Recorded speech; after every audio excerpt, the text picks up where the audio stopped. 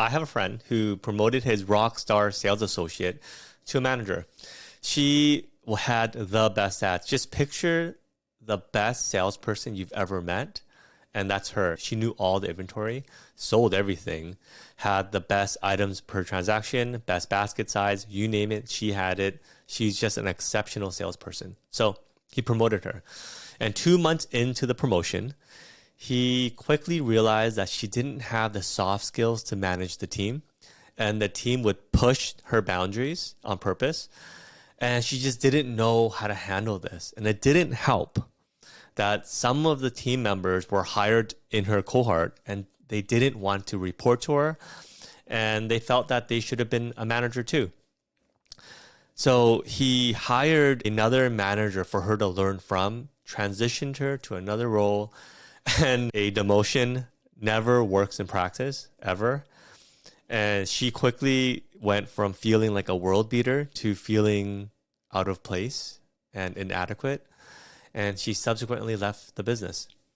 Within a span of 2 months, he went from having a rock star sales associate on his team to that person no longer working with him. What could have he done differently to help her set up for success? Welcome to the KayaCast, the podcast for cannabis businesses looking to launch, grow, and scale their operations. Each week, we bring you interviews with industry experts and successful retailers, plus practical tips and strategies to help you succeed in the fast-growing cannabis industry.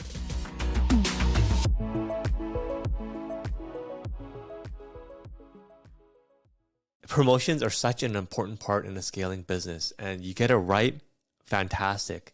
You get it wrong, it's so detrimental to your culture, and it could set you back a few months, if not a year. Here are some things to consider before promoting your next employee. The perception of unfairness is so detrimental to your business. If there's any sense of unfairness at all to employees on how things are managed, how employees are promoted, it's death to your culture. The opposite of this is a transparent, merit-based environment. One in which employees understand how they're being measured, how they can make the most impact to the business, and who's making the most impact. So some questions to ask yourself are, do employees know how they're being measured? Do they have key performance indicators that they're responsible for? And do they know how they can make the most impact to the business? Is there a rhythm in place for you as a team to talk about key performance indicators and highlight exceptional employees who are making the most impact? And do employees know how decisions are made and whether decisions are objective? The vast majority of complaints that I see about surrounding promotions revolve around fairness. Why should this person be promoted over me? I work just as hard as this individual. I've been here longer. I work just as hard, if not harder. It should be me that's being promoted. In the early days of our business, we hired a person to join our data team. And very quickly, he made substantial improvements to the way that we run things. He built in automations and helped us onboard clients faster and more accurately. So we promoted him to team lead. And it was plain to us on how much impact he made to the business. So we thought everybody would be on board. Wrong. We couldn't have been more wrong. People were surprised. The team was surprised. And they were generally surprised because of how new he was to the team. And one employee who was there longer than him thought that she should have been promoted. She was there longer. And she worked just as hard, if not harder. She put in a lot of hours to make sure that projects were completed. And this is very disruptive to the business. And she eventually left. And in retrospect, we made so many errors in this promotion. And we did so many things wrong. We didn't give the team direction and clarity. There wasn't any clarity on how they're being measured. They didn't understand their key performance indicators.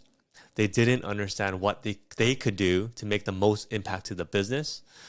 And if they don't have clarity on how they can make the most impact to the business and how they're being measured, then what's left to them is thinking about tenure and working long hours.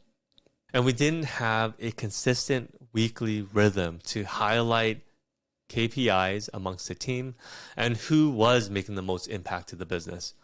The ultimate goal when promoting somebody is enrolling the team. The team should not be surprised. And the goal that you should have in place is it's a foregone conclusion. The team should be thinking, of course, Mary is being promoted. Of course, Mary's being promoted. She's our top performer. And if you don't have team enrollment and there are surprises, then this could lead to just problems.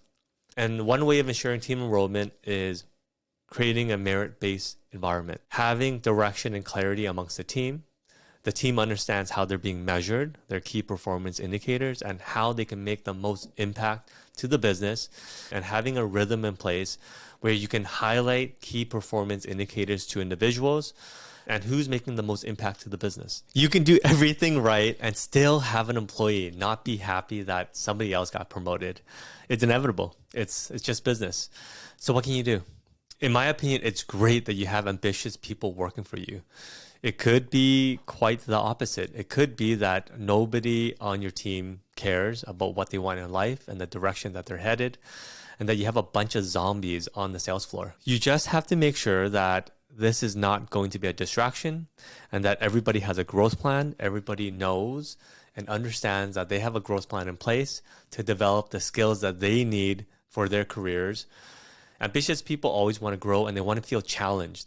It's a really great opportunity for you to channel this ambition to areas that you need in your business. So help your team develop the skill sets that they need for when the position opens up in your business.